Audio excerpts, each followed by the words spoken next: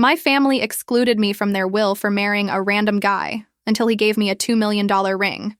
I'll never forget standing in my father's study when he said the words that would split my life in two. "You're throwing everything away for a nobody, Nicole." His voice was ice cold, each word landing like a slap across my face. My mother sat frozen in her chair, diamond rings glinting as her nails dug into the leather armrest, her eyes boring into me like I'd committed the ultimate betrayal. Outside the window, our estate stretched for acres, perfectly manicured lawns that cost more to maintain monthly than most people earned in a year. My younger brother Marcus lounged against the bookshelf, scrolling through his phone, that smirk on his face making my stomach turn. 6 months, he said without looking up. I give it 6 months before she comes crawling back, begging for forgiveness. The casual cruelty in his voice shouldn't have surprised me. Marcus had always been the golden child, the one who could do no wrong, while I was just the daughter expected to marry well and look pretty at charity galas. The nobody they were destroying was James, a high school teacher from Detroit I'd met at a community build project 2 years ago. He drove a Honda Civic that made concerning noises when it rained, wore suits from thrift stores, and saved for 6 months to buy me a simple engagement ring. My family had tolerated him at first, probably assuming I was going through some rebellious phase before settling down with a hedge fund manager. But when I announced our engagement, everything detonated. "We're removing you from the will," my father announced, his tone flat and businesslike, like he was discussing quarterly earnings instead of disowning his daughter. "No trust fund, no inheritance, no shares of Montgomery Industries. You marry that teacher, you get nothing." My mother's voice cracked as she added, "Think about your future, sweetheart. What kind of life can he give you on $40,000 a year? You'll be eating ramen in some tiny apartment while your friends summer in the Hamptons." The words were designed to wound, calculated to make me doubt, weaponizing my privileged upbringing against my happiness.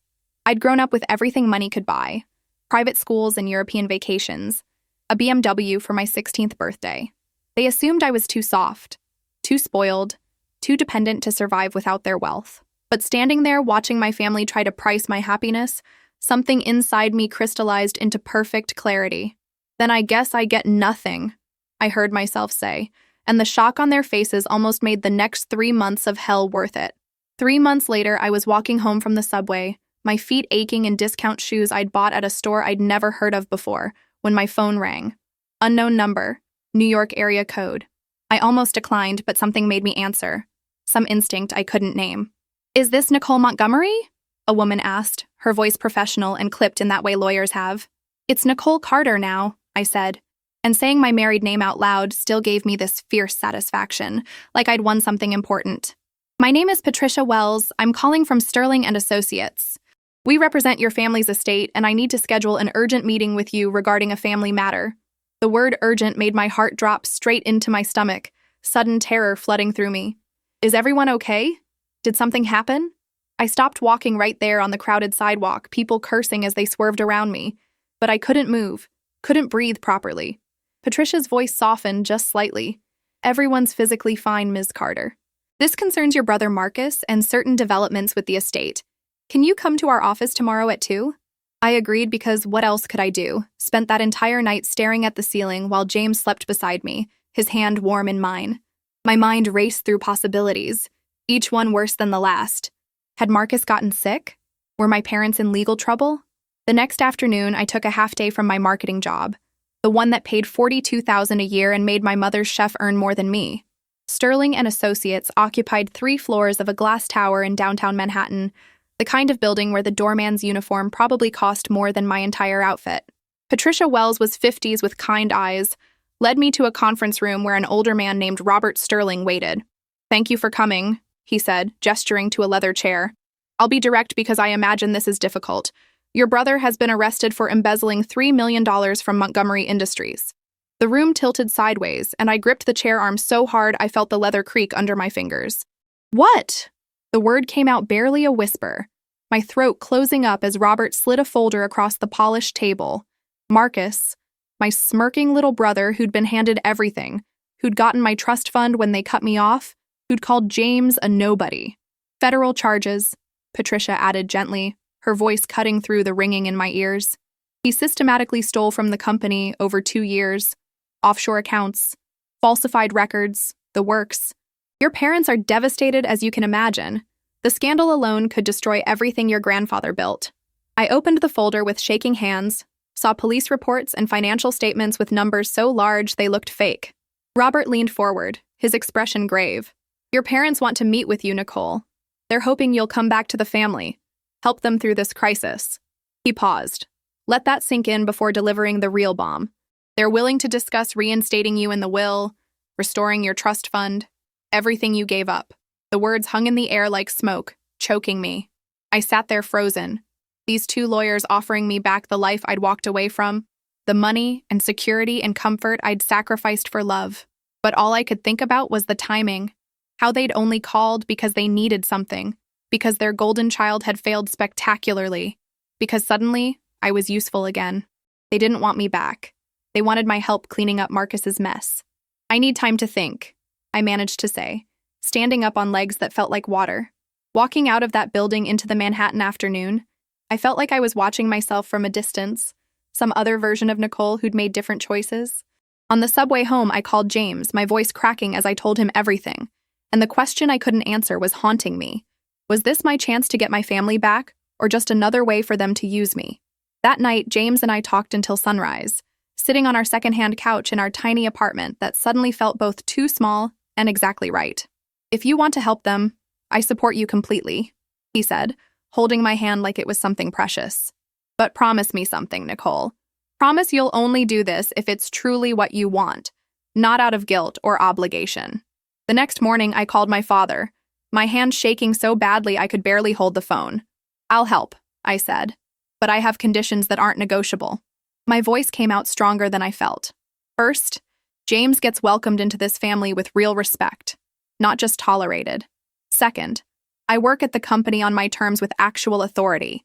Third, we rebuild our relationship slowly, with family therapy if necessary. My father agreed so quickly it almost made me suspicious, his relief palpable even through the phone. We'll do whatever it takes, Nicole, whatever you need. Then he said something that nearly broke me.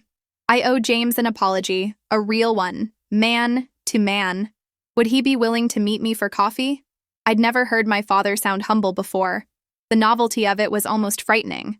James agreed to meet him that week at a small coffee shop in Brooklyn, neutral territory where neither had home advantage. I offered to go, but James said this was something he needed to do alone, needed to face my father without me as a buffer between them. I spent those 2 hours pacing our apartment, imagining worst-case scenarios, until James finally came home with the strangest expression. Your dad apologized, James said, sitting down like his legs had given out. Really apologized. Not some corporate non-apology. He said he was wrong about me, that he judged me on my salary instead of my character. James shook his head in disbelief. Then he asked about teaching. Actually asked and listened when I talked about my students, about why I do what I do. Before I could fully process this, James added, Nicole, I think your father might actually be trying to change. The question is, can you forgive him? Within a week, I started at Montgomery Industries as a crisis management consultant, walking into the building where I'd once interned summers during college. The marble lobby felt both familiar and foreign, like returning to a childhood home that's been redecorated by strangers. Employees whispered as I passed. Everyone knew the story, the disowned daughter and the criminal son. My father introduced me at an emergency board meeting.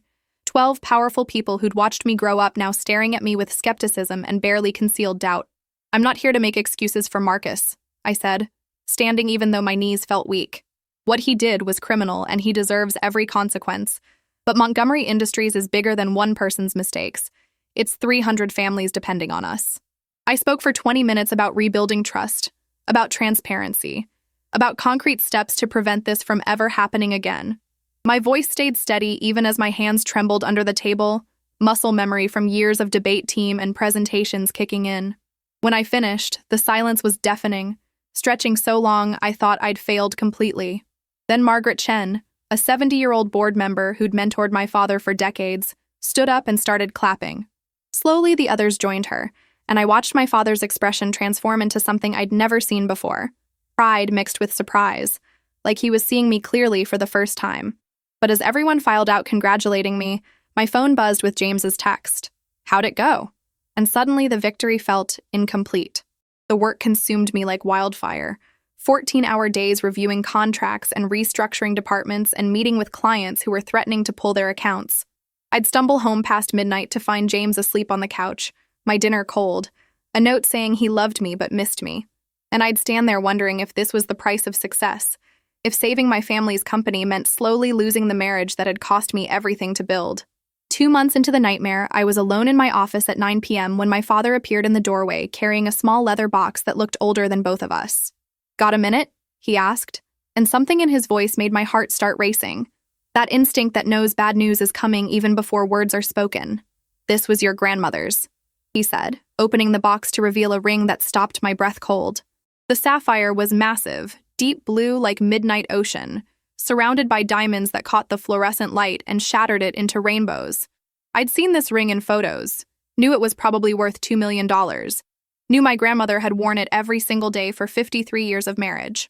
She always said you reminded her of herself when she was young, my father continued, his voice breaking in a way that made him sound human instead of corporate. Stubborn enough to choose her own path even when everyone said she was crazy, brave enough to walk away from money to find something real. He pushed the box across my desk with one trembling finger. "Why now?" I asked, suspicion flooding through me because I'd learned not to trust gifts without strings attached. My father sat down heavily, suddenly looking every one of his 62 years. "Because your mother and I are rewriting the will again. We're restoring everything, Nicole. Your inheritance, your share of the company, your trust fund, all of it." The words hit me like a physical blow, and I realized I'd stopped breathing, was waiting for the catch, for the conditions, for the moment they'd tell me what I had to sacrifice to get it all back. But my father just sat there with tears streaming down his face, and I understood that this wasn't manipulation. This was grief and regret, and a desperate attempt to fix what they'd broken. The question was, did I want to be fixed? Or had I already built something better from the pieces? What would you do if the family that cut you off suddenly wanted you back? Drop a comment and let me know, because the choice I made next changed everything. "That's exactly why we're doing it," my father said, leaning forward with intensity that made me lean back. "You proved you didn't need us, that you could build a life with someone who loved you for you, not for your last name or your money." His hands shook as he pushed the ring box closer. "Marcus had everything handed to him and he destroyed it. You walked away from everything and found happiness. That's worth more than any inheritance." I stared at the sapphire, my reflection distorted in its faceted surface.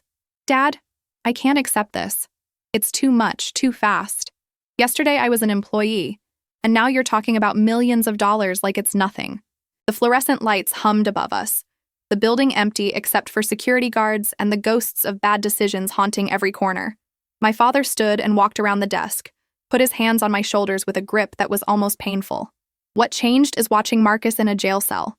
What changed is realizing we raised one child who knew how to love and one who only knew how to take." His voice shattered completely, and I'd never seen my father cry. Not when his own father died. Not ever. That night, I drove home at 11 with a $2 million ring in my purse, hands gripping the wheel so tight my knuckles went white. When I walked into our apartment, James was grading papers at our scratched table, reading glasses sliding down his nose, totally absorbed. The sight of him, so normal and real and disconnected from the insanity I'd just experienced, made something in my chest crack open. "Hey," he said, looking up with that smile. Then his expression changed as he saw my face. "What happened?" I pulled out the box with shaking hands, watched his eyes go wide. "My father gave me my grandmother's ring. They're restoring my inheritance, putting me back in the will for everything." The silence that followed felt like standing on a cliff edge, waiting to see if he'd catch me or watch me fall, and what he said next would determine everything. "How do you feel about that?" James asked, setting down his red pen so carefully it made no sound, and I loved him desperately for not reacting, for waiting, for letting me process first. "Terrified," I admitted, the word raw and honest. 6 months ago, I was fine without their money. I was happy. Now they're offering it back, and I'm scared of what accepting it means, scared of who I might become. James reached across the table, took my hand in his calluses from weekend construction projects rough against my skin. "I know it doesn't change us," he said, but I saw something flicker in his eyes, some shadow of fear he was trying to hide. "Talk to me," I pressed. "Tell me what you're really thinking, not what you think I want to hear." He was quiet so long I almost broke the silence myself, watching him organize thoughts in that methodical way teachers have. "I'm not worried about money changing you," he finally said, meeting my eyes directly. I'm worried about your family pulling you completely back into their world, about you having to choose between the life we built and the life they're offering, about waking up one day and realizing I'm not enough compared to everything they can give you. The honesty punched the air from my lungs because he'd voiced the fear I'd been trying to ignore. James, you're everything, I said, but the words felt inadequate, too small for what I needed him to understand. Before I could continue, my phone lit up with a text from my mother. Dinner Saturday, both of you. Please come. We have something important to give you. I showed James the message and watched his face pale.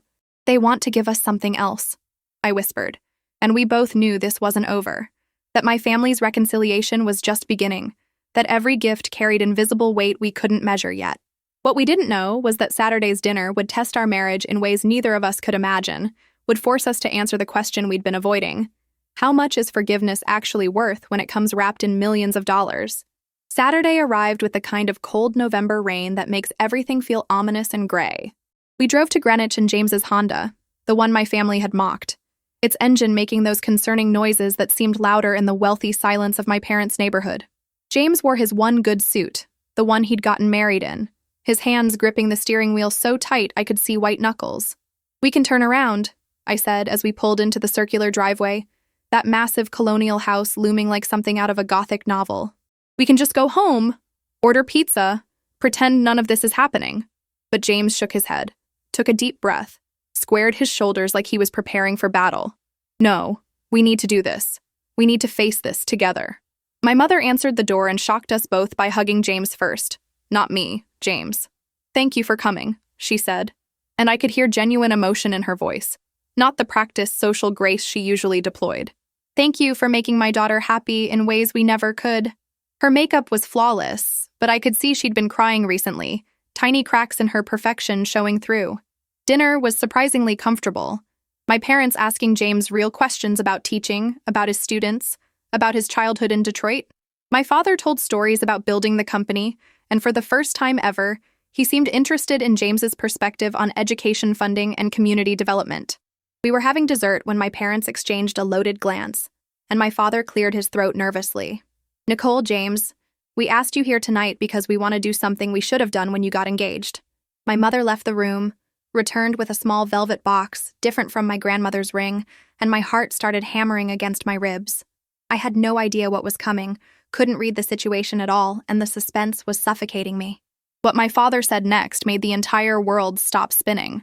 My father took the box and walked around the table to where James sat, his movements slow and deliberate. James, when you proposed to Nicole, you gave her a ring that represented everything we should value: love, commitment, real sacrifice. You saved for 6 months on a teacher's salary to buy that ring, and that took more character than most wealthy men ever show. He opened the velvet box, and I gasped out loud. Inside was a men's ring, platinum with a single perfect diamond, understated but clearly expensive. This was my father's ring, my father said, voice thick with emotion. He built Montgomery Industries from absolutely nothing, worked himself to exhaustion to provide for his family. He always said this ring reminded him what mattered, not the size of the stone but the strength of the commitment it represented. I want you to have it, my father continued, holding it toward James with trembling hands, as an apology for how we treated you, as a welcome into this family, as acknowledgement that you've been a better husband to Nicole than we had any right to hope for. Tears were streaming down my mother's face, and I watched James sit there completely frozen, his expression one of pure shock. James took the box like it might explode, staring at the diamond that caught the chandelier light. Sir, I can't accept this. It's your father's ring, your family heirloom. It means too much. But my father shook his head firmly, put his hand on James's shoulder. You're family now, really family. Not just legally, but in every way that matters. I judged you by your bank account instead of your character. Almost lost my daughter because of that arrogance. My mother moved to stand beside my father, took both of James's hands in hers. We love Nicole more than we knew how to show her, she said through tears. And you love her the way we should have celebrated from the beginning.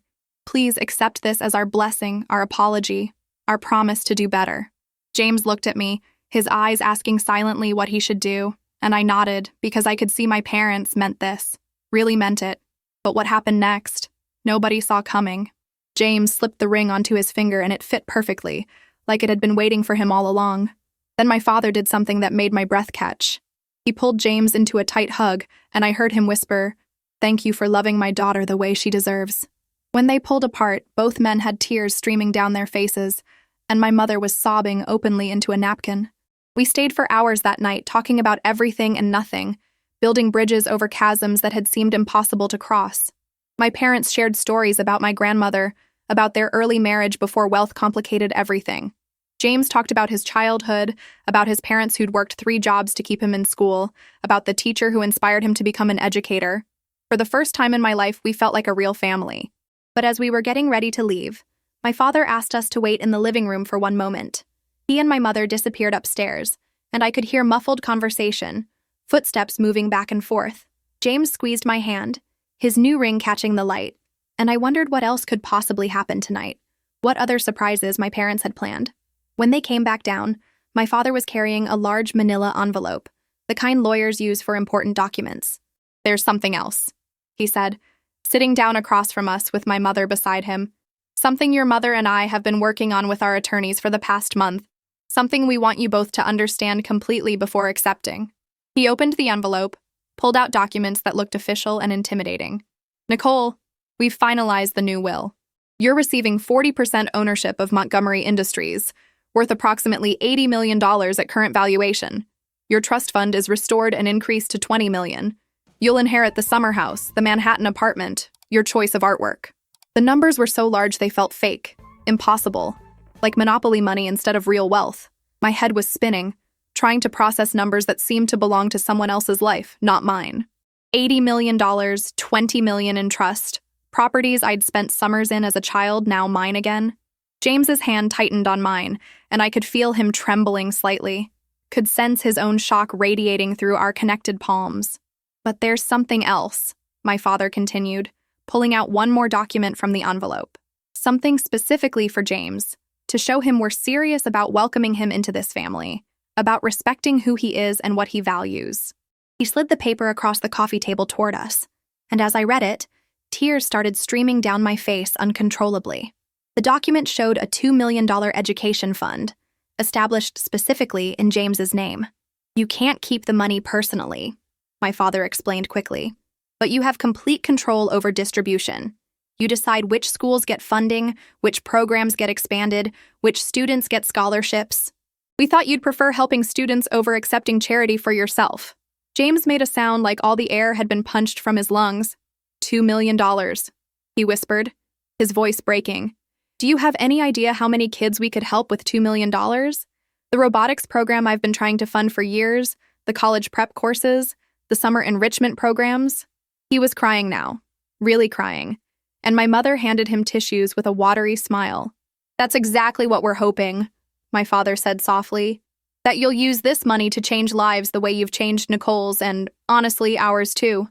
We need to understand that value exists outside boardrooms and bank accounts, and you've taught us that lesson." He paused, then added, "I'm proud to have you as a son-in-law, James. I should have said that months ago, but I'm saying it now." The drive home that night was silent, both of us too overwhelmed to speak, trying to process everything that had happened in the span of one dinner. When we finally got back to our tiny apartment, James sat on our secondhand couch and just stared at his hands, at the platinum ring that represented my family's acceptance, at the future that had suddenly opened up before us like a door we'd thought was permanently locked. $2 million, he kept repeating, shaking his head like he couldn't make the number feel real. "Nicole, do you understand what this means? Not just for my students, but for every underprivileged kid in the city? We can fund programs that actually change trajectories, that give kids chances they'd never have otherwise." His eyes were bright with possibility, with dreams he'd thought were years away suddenly becoming immediate reality. I sat beside him, leaned my head on his shoulder, felt the solid warmth of him grounding me while my world spun. "My parents gave me back everything they took away," I said quietly. "The inheritance, the trust fund, the company shares, all of it. 6 months ago, I walked away from all this, and now it's mine again. How do I process that? How do I hold both versions of reality in my head simultaneously?" James turned to look at me, his expression serious and searching. "Do you regret it? Walking away, I mean? If you could go back and know this would happen eventually, would you still have married me and lost everything temporarily?" The question hung between us, heavy with implication, with the weight of choices that had defined us. "Yes," I said without hesitation, the answer coming from somewhere deep and certain. Because those 6 months taught me who I actually am without money, without my family's name, without anything except myself and you. If I'd stayed and they'd kept me in the will, I'd never know if I was capable of surviving on my own, if I was brave enough to choose love over security. I needed to walk away to discover I could. And in that moment, I understood something profound about what my parents had actually given us. The next few months were a whirlwind of changes that kept accelerating. I took my permanent position as vice president of operations at Montgomery Industries, with a salary that made my old marketing job look like pocket change. My mother started volunteering at the after-school program where James taught, reading to elementary students twice weekly, discovering a world beyond country club luncheons and charity galas. My father attended one of James's parent-teacher conferences and was so moved by the lack of resources that he personally funded a complete upgrade of the school's science lab. They were learning, finally and slowly, that value existed outside their wealthy bubble, that their money could do real good instead of just buying status. And I watched them transform, imperfect and stumbling, but genuinely trying. But Marcus's trial loomed like a storm cloud over everything, a constant reminder of how badly things could go wrong when values got twisted. The prosecution was seeking 15 years, the evidence overwhelming, my brother's arrogance having left a paper trail a child could follow. My parents attended every hearing, aging visibly with each appearance, watching their son face consequences they'd never forced him to face growing up. "We failed him," my mother admitted one afternoon over coffee, her hands wrapped around the cup like she was trying to absorb its warmth. "We raised him to think money was everything, that he deserved whatever he wanted, that rules didn't apply to Montgomery's. And look what that created." Her voice broke, and I reached across the table to hold her hand, feeling the weight of generational mistakes, of lessons learned too late. One evening, 3 months after the dinner where everything changed, my father called me into his office at the company with an expression I couldn't read. "Close the door," he said, and my stomach clenched with anxiety. Had something else gone wrong? Was there another crisis brewing? But what he showed me next made me understand that some gifts go deeper than money. My father pulled out a leather-bound book from his desk drawer, old and worn with age, filled with handwriting I recognized immediately. "This was your grandmother's journal," he said, handling it like something sacred. "She started it when she immigrated here at 19 with nothing but a suitcase and dreams. She wrote in it every day for 50 years, documenting building a life, building a family, building a legacy." He opened to a page near the end, his finger pointing to an entry dated 3 months before she died. "Read this part," he said, his voice rough with emotion. I leaned forward and read my grandmother's shaky handwriting. "Watched Nicole today at her piano recital. She played beautifully, but what struck me most was how she helped the younger girl who forgot her piece, stepped right in without hesitation. She has something her brother lacks: true kindness. I pray her parents see it before they crush it, trying to mold her into someone she's not." Tears blurred my vision as I read, my grandmother's words reaching across death to validate everything I'd felt but never articulated. "She knew," I whispered. "She knew who I was, who I needed to be." My father nodded, wiping at his own eyes. "She tried to tell us, your mother and me. We didn't listen, thought we knew better, thought money and status mattered more than character." "There's more," he said, flipping to another page. This one dated just weeks before her death. "I'm leaving Nicole my sapphire ring, the one his grandfather gave me when we had nothing. Not because it's valuable, though it is, but because I want her to remember that real wealth isn't measured in carats. It's measured in courage, in kindness, in the strength to choose your own path even when everyone tells you you're wrong. My granddaughter has that strength. I hope she never loses it." My father closed the journal gently, pushed it across the desk toward me. "She wanted you to have this too. All her journals, all her wisdom. Your mother and I didn't give them to you before because we didn't want you reading what she wrote about us, about our mistakes." He laughed bitterly. "But you deserve to know her fully, to understand you come from a line of brave women who built something from nothing." I held the journal to my chest, feeling its weight, feeling my grandmother's presence somehow contained in these pages. "Thank you," I managed to say, the words inadequate for what this gift meant. My father stood, walked around the desk, pulled me into a hug that felt different from all the others, this one without reservation or condition. "You're exactly who you're supposed to be, Nicole. I'm sorry it took losing you to understand that." That night, I brought the journals home, spread them across our tiny dining table while James made pasta for dinner.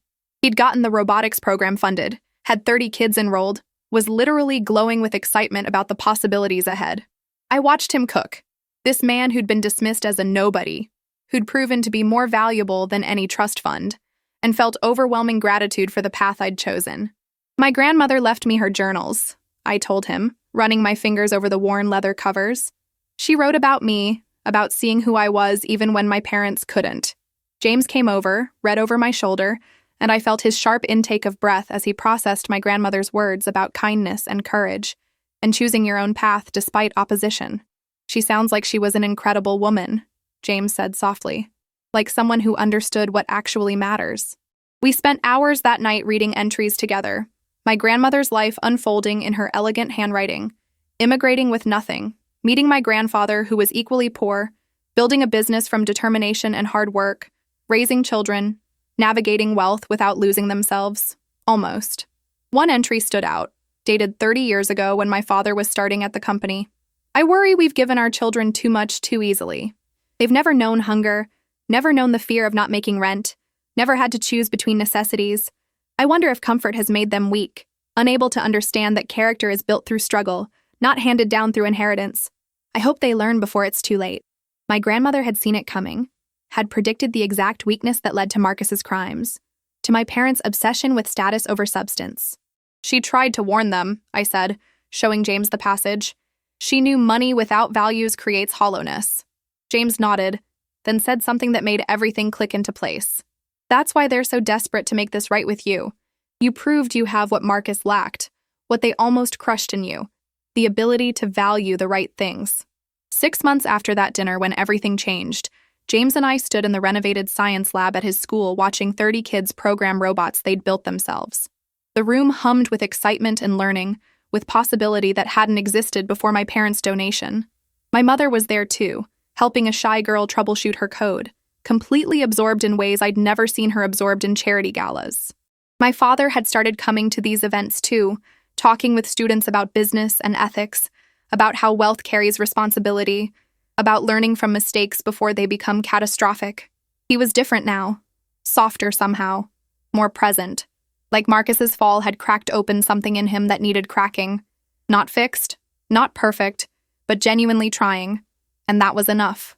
Marcus was serving his sentence, would be for years, but he'd started writing letters that showed actual remorse, actual understanding of what he'd done. My parents visited him weekly, and my mother said he was finally learning what they'd failed to teach him. That actions have consequences, that character matters more than cleverness, that family isn't about money, but about showing up even when it's hard. Maybe someday I'd be ready to see him, but not yet. The wound still too fresh. The inheritance sat in accounts I barely touched, invested carefully because I'd learned I didn't need it to be happy. James still taught at the same school. We still lived in our tiny apartment, though we could afford a mansion, and we'd started a foundation using part of my trust fund to expand education programs across the city. The money my family had once used to control me now served something bigger than ego or status. My grandmother's sapphire ring sat on my right hand, James's platinum band on his left, both reminders of journeys taken and battles won. We'd proven that love could survive poverty, that character mattered more than money, that choosing happiness over security wasn't foolish, but brave. And my family had learned what my grandmother tried to teach them decades ago, that real wealth isn't measured in dollars, but in courage, in kindness, in the strength to choose what's right even when everyone says you're wrong. So that's my story, how I went from being disowned for marrying a random guy to discovering that random guy was the best decision I ever made. My family thought they could control me with money, thought removing my inheritance would bring me crawling back broken and desperate. Instead, I found out who I really was without their wealth defining me, found happiness in a one-bedroom apartment eating pasta for the third night in a row because I was with someone who saw my actual worth.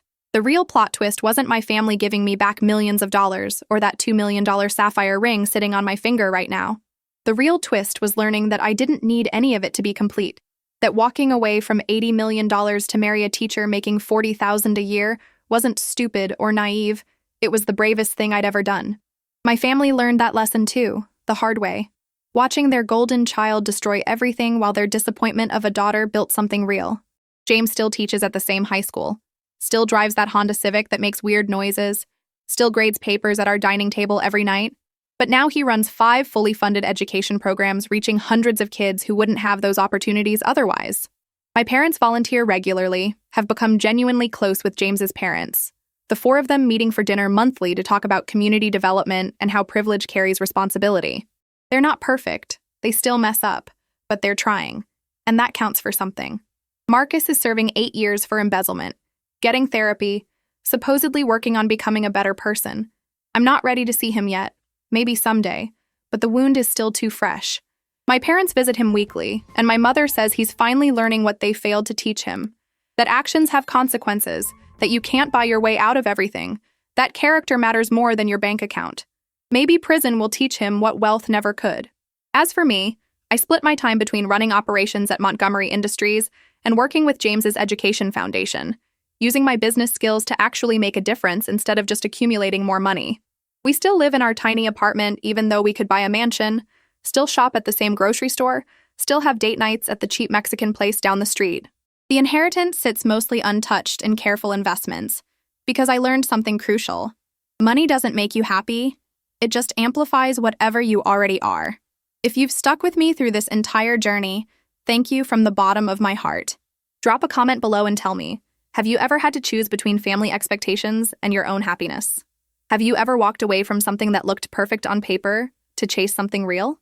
I read every single comment, and I genuinely want to hear your stories because we're all navigating this complicated mess of family and money and trying to figure out what actually matters. Hit that like button if this story moved you, if it made you think differently about wealth and happiness and what defines success. And subscribe to the channel because I share these kinds of real, raw, emotional stories every single week. Stories about people choosing courage over comfort, about families learning hard lessons, about discovering your worth isn't determined by anyone's bank account or approval. Sometimes the best revenge isn't revenge at all. It's living so authentically and joyfully that people realize what they almost lost forever. My family tried to punish me for choosing love over money, and in the process, they learned that love was the only thing worth choosing all along. The $2 million ring on my finger isn't valuable because of the sapphire. It's valuable because it represents my grandmother's courage, my own journey, and a family that finally learned what my grandmother tried to teach them 50 years ago. Real wealth is measured in character, not carrots. Thanks for watching, for staying with me through every twist and turn of this story. Remember that your worth isn't determined by your family's opinion, by your bank account, by anyone's expectations except your own. You get to decide who you are and what makes you happy. And anyone who can't support that doesn't deserve a place in your life, even if they're family. Until next time, choose bravely, love fiercely, and never let anyone make you feel small for being exactly who you're meant to be. I'll see you in the next one.